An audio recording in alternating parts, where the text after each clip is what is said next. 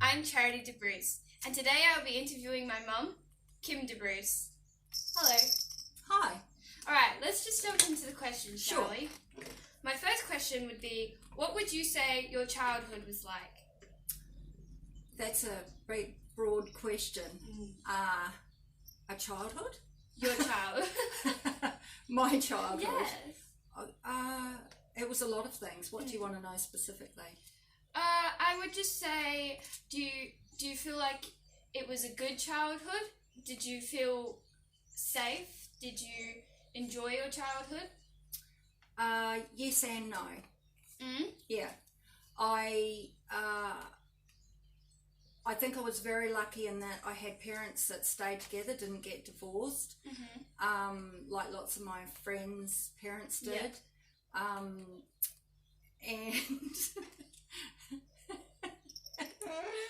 And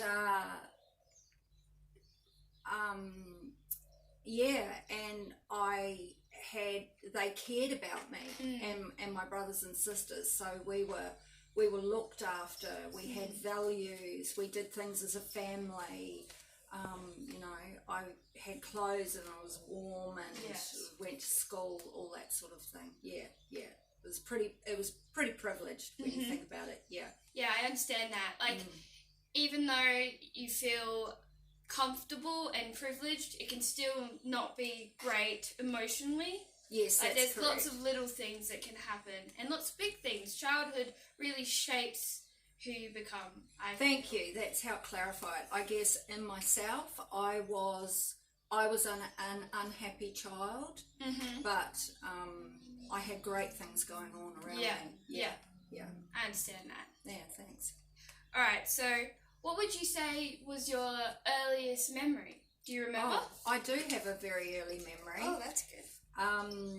And I must have been 5 because it was the first school I ever went to. And I have a couple of memories from that time. I guess I've actually tried to remember as early as I can. It's quite fun to do I have that. done that with myself. And see how many memories I can come up with. Yeah. So do you want to know the specific memory? Yeah, go ahead. The memory was that I was sitting in a classroom and I presume the teacher had made a train out of great big packing boxes, like refrigerator boxes maybe. So it was like life size. It was bigger than me, and painted it to be cabooses. And there was a child in each one walking around as a train. And I'd never seen anything as fabulous in all my days. And so I was staring at it with my mouth wide open. And when I realised, what I was doing, I shut my mouth and I swallowed a sandfly. Oh my goodness! So that's why I remember it. That's your earliest memory. Oh, it was not the train so much. I don't think I would have remembered, but the connection with freaking out because I just swallowed something. Yeah. That's hilarious. Yes, That's I don't a know why it great first decided memory. to go in my mouth right then. But it was just flying near and you just went... Pretty random. Oh, that's a good memory. Funny. Alright, I'm going into more specifics. What would you say your sibling dynamics were like? Oh, I'm the oldest, and then there's my brother and my sister and my brother. And there's 2 years between all of us. Oh, I didn't But know. we were divided in my family between what was called the biggies and the littlies. Oh no. Because I guess between me and then my sister there's 2 to 4 years. Does that make sense? Yes, I think so, 4 years. So I would think that more the older ones would be kind of against the little ones or just more connected. Like you older ones would go and do different things and the little ones would be left out and so they'd have to connect together. Right. That's exactly right. Even though it was sister and brother, it was sister and brother. You didn't the sisters ever? I know. And I think about that now, about the pros and cons of that, and it probably helped my parents sort of regiment things a little bit because they were very busy with their own businesses. Yeah. So we had to be, have some organisation around our life. But it made this artificial barrier between us, and there was resentment. The Littlies Yes. really resented I having understand to that, yes. you know, have a different bedtime from us, and Yeah. when there was like a who's gonna go first, let's do it in age, the biggies go and then the littlies, and all the stuff That happens a lot with relationships in siblings. There's like the middle child that's ignored, and then the little one that's it's worshipped. inevitable, really. Yeah, but you're exactly right, and I have never thought about that. That's interesting, is that I'm not as close to my sister as I wish that I was, and she is closer to my youngest brother. Oh, yeah, there you go. And I'm very close to my next brother. He's my closest sibling relationship. He's your favourite too, yeah. I was just remembering that I was also one of the youngest cousins, so I wasn't allowed to do the big kid stuff. Yeah. And they were like watching Harry Potter or something, and they like closed the door in front of our faces and said, "Go away, go play." And so I had the same kind of thing too. Yeah. So who in your family do you think you take after the most? Oh, that's a good question.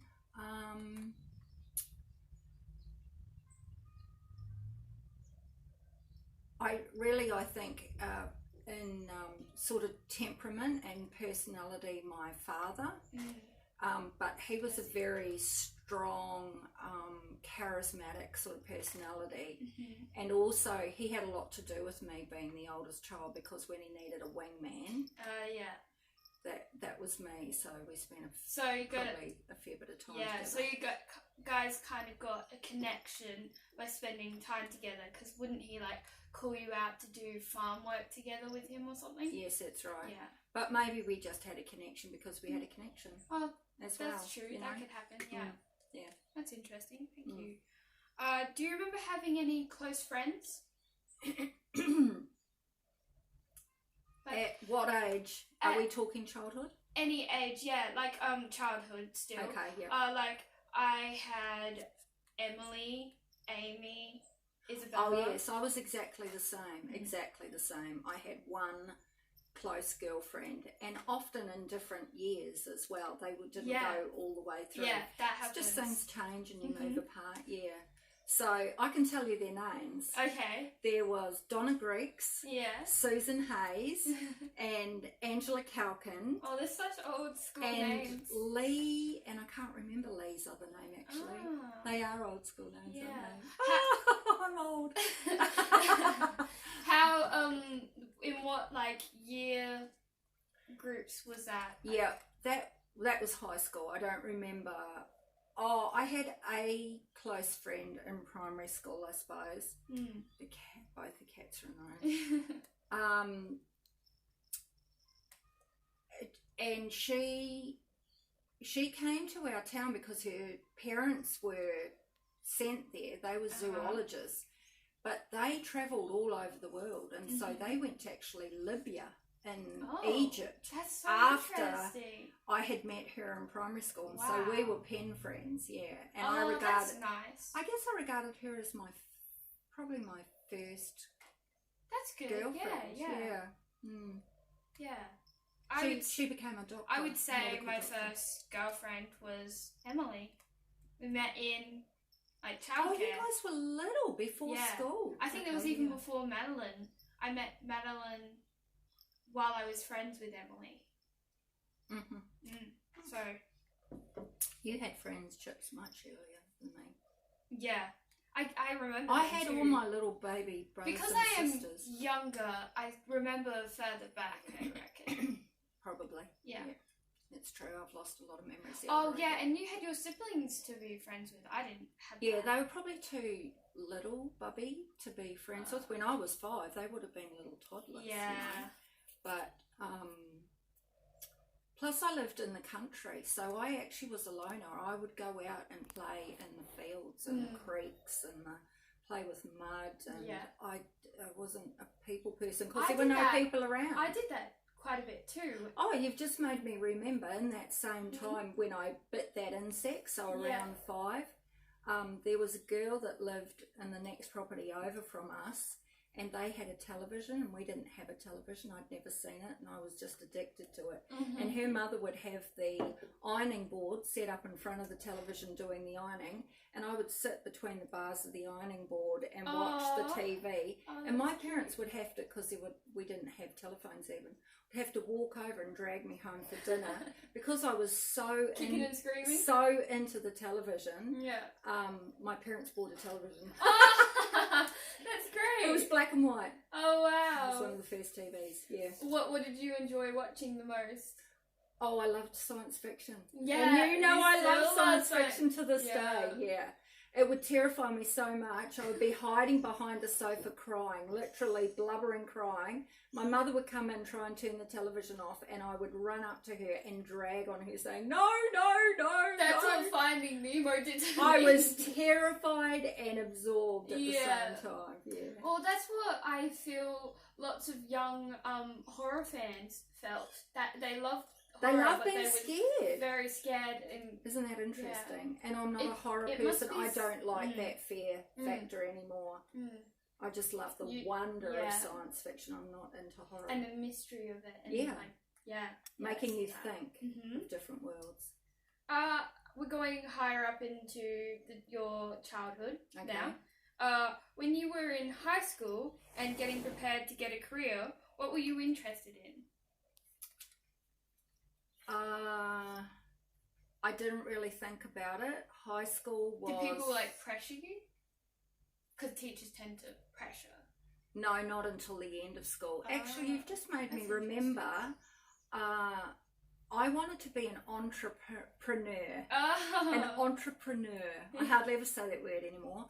I used to say it a lot back then. And to this day, I love buying and selling. I do. I used to pretend to be a librarian, and I would get all these books off the bookshelf and put them on the table and get a pretend stamp and just open them and smack them and close them and smack them and close them and smack them and close them. I love that whole money, accounting, bookwork, processing. And so we had a lot of fruit trees on our farm, and one plum season, I picked... It was a lot of work for a little teenager. Picked all these plums. My dad drove the ute, I think, up to the top of the driveway, which was on a main road. And I had weighed them. I had bought the plastic bags.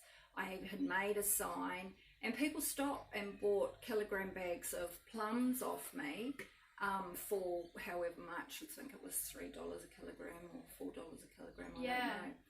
And so the second year that I did that, because I was like, money, my dad made me pay out of my profits for the bags. I think that's all actually. Which I was like, about where's all my money? But he helped me. Get reality. Understand about budgeting and overheads. I and understand that because. So I was very, very good at economics, the class of economics, because I expected to be, and I would tell people I'm going to be an entrepreneur, which I did end up doing. One time I had my own cafe, my own shop. So. It combined my two loves. Did that bring you into starting to want to cook? Because I know that. No, that happened much earlier. So that was the first thing that I thought I wanted to do. I haven't remembered that I wanted to be an entrepreneur. But when it came up to the pointy end where you're about to leave school and you suddenly go, come on. What am I going to be? What am I going to be? I thought, they said, choose something that you like doing. And I thought, they say that now. I quite like cooking, and I had already had a job while I was in school of being a kitchen hand, and so I thought I can cook, and I thought I really, really wanted to travel. Another thing I wanted to be was maybe a photographer. I was keen into photography. Did you actually do photography? I did. I had a really quite an expensive fancy camera. I spent a fortune on Your own money? film, because it was film in them days, and Yeah. the film was expensive, Yeah. and then the processing was super expensive, Mm-hmm. like about $30 for Yeah. a 36 roll, and it was about 15 for a roll of film. So you're looking at $45 to get a Yes, film that's a lot. process. So my art teacher had a dark room, so I used a dark room. I was really quite into it, yeah. So would you say that... But it was just a hobby. Yeah. So you would say those are the 3 things that you were looking to do? I desperately wanted to travel. This is sort of part of the photography, as I got the, maybe the thing about travel was there was the, what are those magazines? National Geographic. Yes. And, all the places in the world, but it was very much about photography. You still love to travel to this day. You love that, Absolutely. that movie, what's the travelling movie? I don't know. And it's still, it's still my desire. Mm-hmm. Yeah, I still love it, and I'm definitely going to do it. It's just that having I a would love to do child it with you. has come in the middle of that, you know, and I've paused for that, see but that. then it will continue, yeah. Alright, so I'm going into my next question here, because I've got a lot to Okay, get sorry. through. That's alright. You're just going to Keep it shorten them moving. a little bit. Sure, Yep, go yep. for it. Alright. Well, would you say that you worked well in school? Did teachers like you? Were you Yes. smart? Did you enjoy? Yes, I was. class? I was academically clever. Looking back, I think really I had trouble with definitely my mental health. As I said, I was unhappy.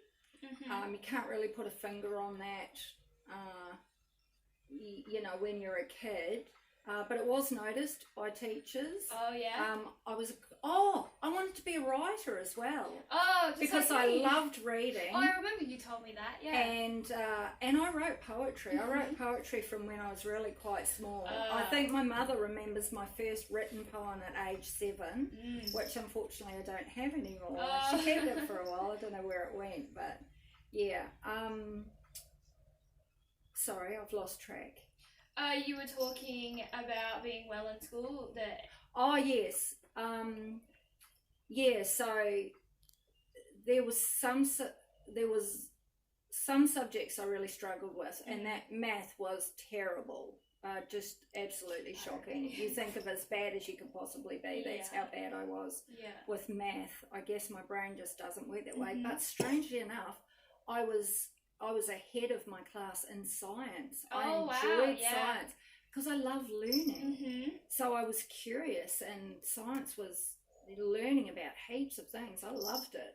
And so, my teacher, teachers love a person that's got a desire to learn, because they've got a desire to teach. Yeah. And so it must be satisfying for teachers. So, teachers enjoyed me. Yeah. When you were my age, how did you see yourself? And how do you think others saw you? That's a really good question. Thank you. So it's 2 questions. How did I see myself? Yes. I saw myself as an ugly duckling, and I look back now at photographs and I was beautiful. I had beautiful complexion, I was tall and slim. I just don't know. That was obviously all reflected on the inside of me. So, and I felt that I was awkward and socially not sophisticated, which was very true. I was emotionally immature. So that's how I saw myself: an outsider, and an ugly duckling, and a loser. Yeah. And how did others see me? How do you think others saw you? They treated me exactly the same. How you saw how yourself. I presented. Are you sure there wasn't any? No, I got a lot of teasing and bullying at school. Some really public humiliations that everyone just thought was hilarious. So I was the butt of jokes and cruelty. Do you feel like you were one of the only butts of the jokes? Oh or no! were they Anyone that quite showed true? weakness was like in the wild, and the lions come and And you pick off didn't- the weakest one You in the didn't group tribe. with them or find your people? No, I was like a bully. So if there was someone weaker than me, Ah. I'd join in because at least the spotlight wasn't on me. I do Something that know I'm that. not proud of, Yeah. but at least I recognise it, so I can stop it. Yeah. You know. I did that at a young Yeah. age too. Yeah. Who was your first love? Oh, oh, young love, eh? Yeah. Crushes. I had math tuition from a math teacher. He was a Dutchman, I think, and his son was a cutie. Oh, thank God. I thought it was going somewhere else. And the teacher, and so it's a terrible interviewer question. Don't be suggestive like that. And going somewhere else. You've just made me remember something. I don't think we better bring that up. Go back to the... So I had tutoring from a math teacher, and his son kind of maybe said I was nice or something. That was it. I was gone. Oh boy, I just know nice. that. That was enough. So we went to like a school camp. It was a church thing, but it was a school camp, and he was there. And so it was all about, do you like me? You know, getting your wing friend to go and ask their wingman. Yes. And it was ridiculous. Uh-huh. Yeah. So that was over in 2 seconds flat because he realised I was a complete idiot. Oh, that's and he was a shame. genuine guy. Yeah. But then the next one was an unrequited one. I just thought he was gorgeous because he was inside and out. And he literally, it was so interesting. He was a Maori boy, and he fell head over heels in love with the shyest girl in the class. She was a little Italian girl. She was very petite, and I've never seen a true love so young. I reckon they would have been 16. Did it break your heart to see? And their parents were absolutely opposed because they were too young and they were different cultures, and I can see that they will be together for all of their lives. Wow. So that was interesting to see. Well, I kind of, you know, no, I didn't get over him, and I kind of confessed it to him, and he was so kindly, you know, his face turned into this kind of face, and he explained that he was with whatever, and I felt humiliated. And I've had that. And so that was the end of that. Yeah. And then there was the first guy that I ever made out with, and he was an absolute honey too. And his name was David Ekatone. Do you think so I remember his because name. you didn't feel much kindness in your life and in yourself, anyone that showed you some kindness you fell for? Yes. That happened to me. And they were three very kind guys. But then you're not going to fall for someone who's antagonising you, are you? Oh, you'd be surprised. I don't think so. Someone that's tripping you up in hallways. Oh yeah. And taunting you with mean names. Okay. How do you think you grew from your relationships?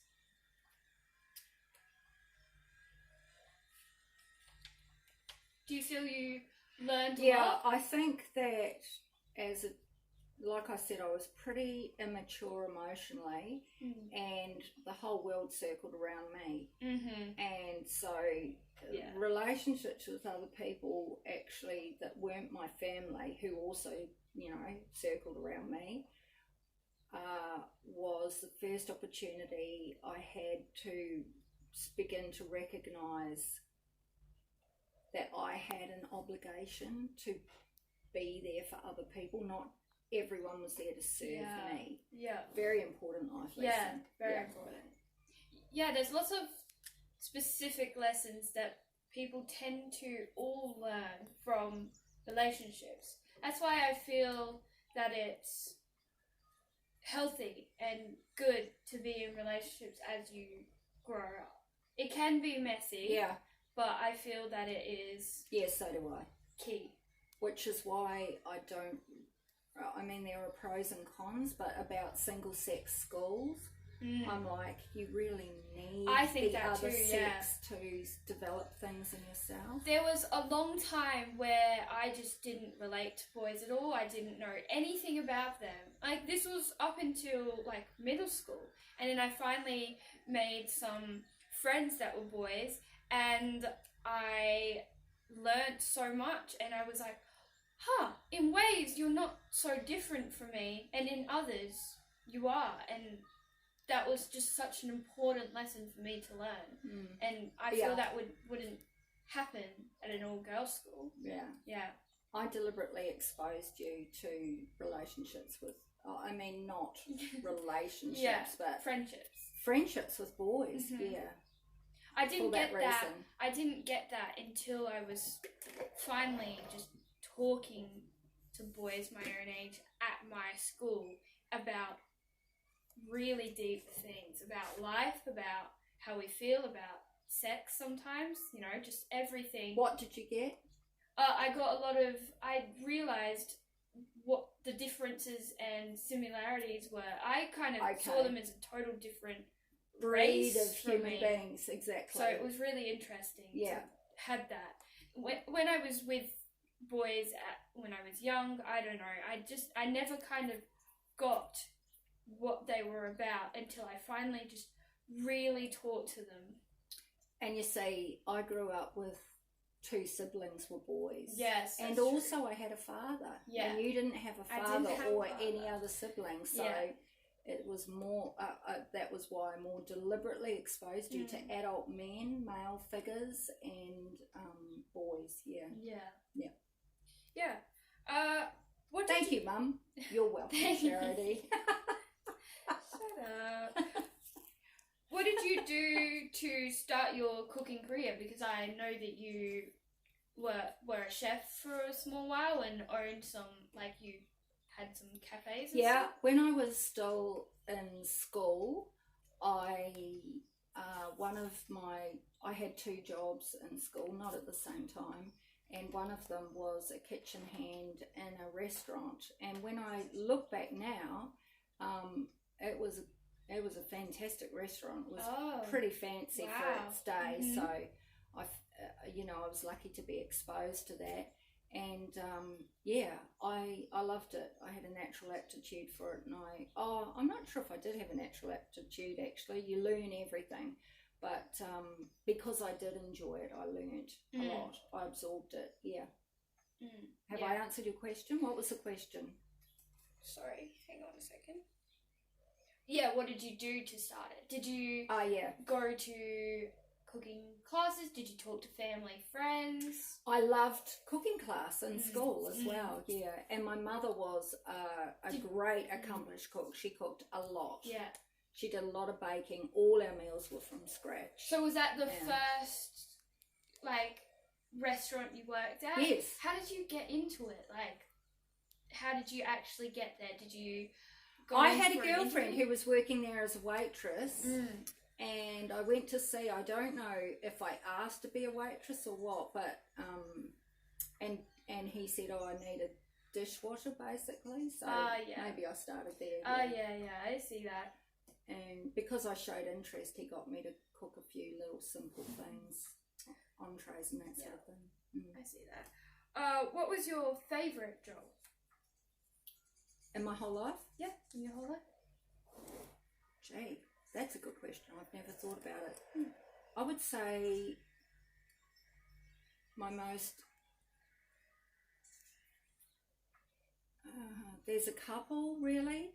When I had my own cafe, I was so proud of that.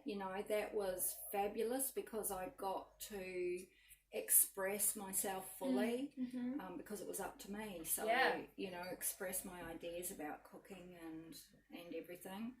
And my other most favourite thing was when I worked out at sea on a prawn trawler.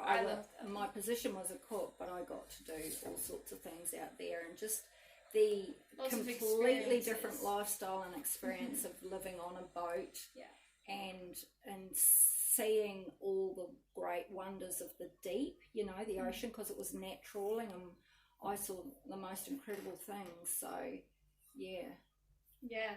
Do you want to know some of the things I saw? Okay, yes. I saw a hammerhead shark. A hammerhead shark was brought up in the nets, and so yeah, I saw a hammerhead shark with its eyes on the end of its hammer. Wow. You know, that was amazing. That would be awesome. And there was electric stingrays. They were small, but we had a metal tray that the nets got tipped out onto. And we couldn't touch the tray until we got rid of these, because they were panicking, so they were letting their electric zzz out. And as they did that, you saw a blue aura between their electric impulse and the tray.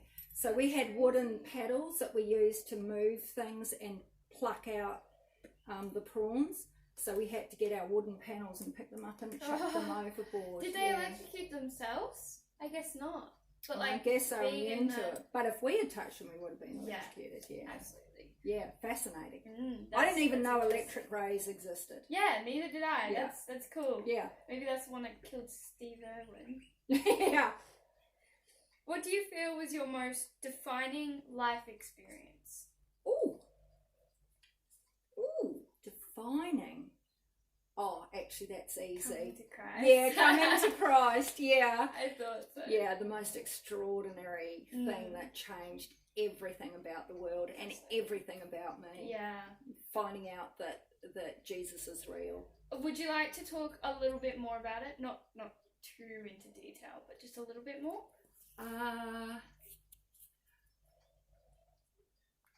Just for the other people that don't know, because I know, but the people watching don't know completely. Well, I guess like I'd always been unhappy, you know, and as I got older, it was more of a defining thing, because I was trying to fix myself. I was trying to work out why and fix it, you know. So I was, you know, doing everything in life, like therapy and stuff, but also just trying to find happiness by the way I lived my life, you know. Yeah. And a lot of it was really unhelpful, like drug taking and excessive drinking and a lot of broken relationships, you know. It made me more unhappy in the search to try and be unhappy. And so, you know, hearing that